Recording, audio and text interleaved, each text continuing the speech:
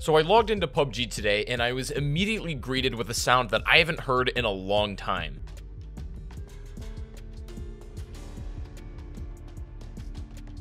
I was immediately struck with a sense of nostalgia, and I thought, you know what, today we're going to compare where PUBG is currently in 2020 with where PUBG really began and where its origins come from, even dating back all the way to the pre-alpha. So today we're going to be comparing the two versions of the game right now, and we're going to see how much has changed. Now, if you're one of those players that's been around since some of the earlier days of PUBG, let me know by dropping a thumbs up. I want to see how many of you guys are actually sort of nostalgic for this. And of course, if you guys are new to the channel, make sure to go ahead and subscribe. We're getting really close to 300,000. So thank you, everybody. In the very earliest days of PUBG, of course, third-person perspective was the only mode available. First-person would be added later as sort of a more competitive mode, but third-person was essentially how it was encapsulated as a survival mode, and in many ways still is. Now, luckily, we have gameplay of some of the earliest captured footage of PUBG ever, and it's quite shocking to see the difference between then and now. In this pre-alpha footage, we can see what appears to be a skeleton or a very early build of PUBG, but with a lot of features missing that we enjoy in current day. One of the most noticeable things that you'll pick up on immediately that is different to current day PUBG is of course the HUD. The map look and layout is quite different. The bottom right, where you can actually see your weapons instead of having it in the middle, is very different as well, and even the player count of who's remaining is in the bottom left instead of the top right like we've always been used to.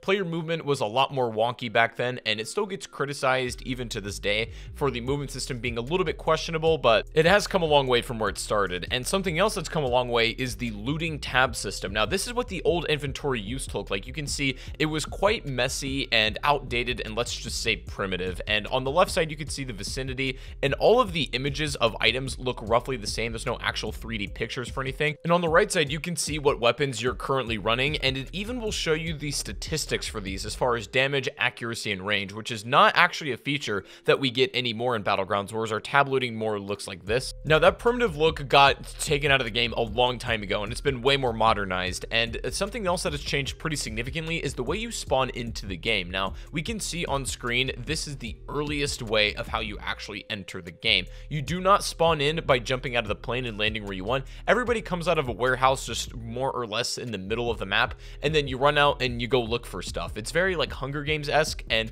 the plane was only added much later upon player feedback. And that's become such an integral part of PUBG and really just battle royales in general that it's hard to imagine playing them without this sort of system. This game really did popularize the idea of jumping into the map from an ongoing plane or some sort of aircraft carrier and then dropping wherever you like. I think this is a feature that began in PUBG that nowadays is really taken for granted, because we don't know what battle royale games might have looked like if this system had not become popularized. If it was still just the normal thing to spawn in at some point in the middle of the map or just some warehouse and then begin your game from there, this completely changed the entire meta and setup of the game. Early Battlegrounds just had this really bare bones look that obviously was sort of scuffed at the time, but gives it a lot of charm. And I think when we look back at it, in the top left of your screen, nobody really knows what that watch is. Some people thought it was for time of day. That feature has never really been specified. It's obviously something that never made it to the modern version of the game and clearly isn't missing too much without it, so it couldn't have been that important, but it's one of those mysterious things that no one really remembers why it was added. What it seems to me is that it's still reflective of the heart of PUBG, and that's the fact that it is a survival game. I think, like a lot of us,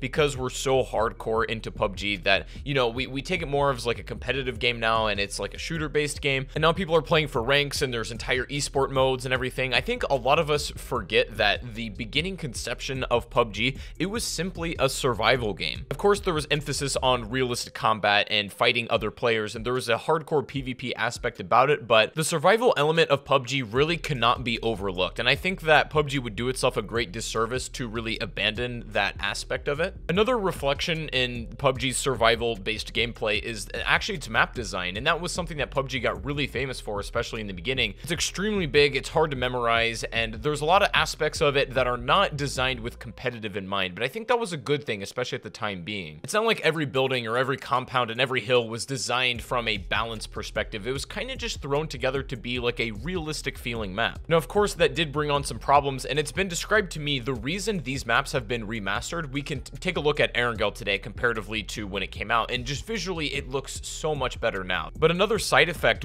due to remaking the map was now they can actually use cleaner looking objects that are like cheaper geometrically, so that it actually takes less of a performance hit than even the original map did. The original map looks a little bit worse, and there's some issues with it, but it was one of the primary reasons why the game didn't run super well for everybody, and remaking these maps allowed them to actually increase the performance for everybody greatly. And you know, sometimes I think there is something to be said for the original map and just sort of the gameplay that provided that. It is like you can still get that in the remaster, but something about it is just like you cannot recapture it. Believe it or not, there was a period in the game where not everybody was an absolute aim god at shooting. Nobody really knew how to use the weapons in this game, and especially in the beginning that works towards its advantage, because everyone was trying out all kinds of different weapons and unique setups with attachments, trying to discover the meta or maybe create it on their own. The gunplay was still super fun because nobody really knew how to shoot at extremely long distances, and you'd have these really long extended fights where you don't really know what's going to happen. It's going to be the first person to land the next bullet, really. In many ways, the earliest days of PUBG, the gameplay was way more emphasized on resource management. You wanted to make sure you had enough meds for you and your team to carry to the very end.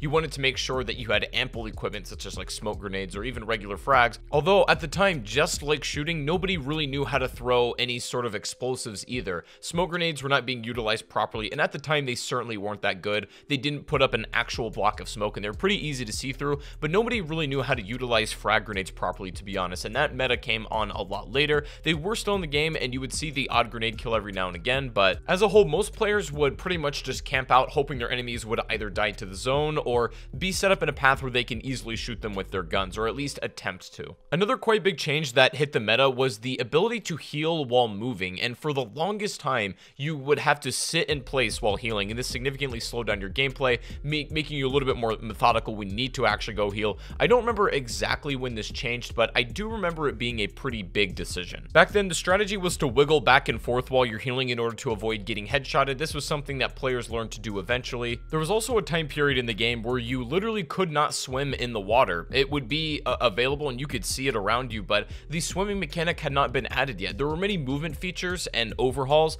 that came to the game over the years that completely changed the meta. Most notably swimming, of course, the nerf to the crouch jump. Vaulting was absolutely huge, the ability to actually break through windows and climb through them. Ledge grabbing was eventually implemented as well, opening up an entire new realm of possibility to the movement mechanics, and just plenty of other things that have just switched up how a player traverses the map. Vehicles were in a pretty primitive state at the beginning, and the physics have changed quite a bit over the years too. At one point in the game, the meta was just to literally have a car in the end game and run people over, because nobody really knew how to shoot from cars, but they also didn't know how to shoot into vehicles, meaning they were extremely difficult to take down and they would just terrorize the end game. They eventually made it so that cars are kind of easy to blow up and you can actually shoot into them pretty easily as well. The blue zone has actually changed a lot as well. The blue zone originally was just a very thin layer of the wall, and many players would just choose to camp within there and then not only try to, you know, pick up extra kills, just stock up on meds and try to survive as long as you can. Some players could actually make it to top 10 or even maybe a little bit further by just stocking up on first aid kits and med kits and waiting for everybody else to kill each other. They would farm points this way. This was eventually changed. The blue zone became significantly harder to camp in, way more lethal and deadly, and it pretty much, you know, sort of manifested its original decision, which was to get players together rather than the blue zone being the main force that's killing players off. Of course, the look of the scopes and pretty much all the weapons have evolved over time as well. Some of the oldest iron sights and scopes were almost unusable, and these were updated just through quality of life fixes, and I would say significantly improved the gunplay, and is actually one of the main forces as to why shooting got easier in PUBG. Another quite notable change was the removal of level 3 helmets from spawning in the common world. Like, originally every item in the game, technically besides crate weapons, spawned just anywhere, and you could have a reasonable chance of finding whatever item in the game, especially in pretty high loot locations, but eventually level 3 helmets got removed for gameplay balance reasons. And you can argue all day whether that was a good decision or not, but they made it eventually where they're now to be found in crates only, besides certain maps. Another really noticeable change that was more reflective of the evolution of the player base rather than the gameplay itself changing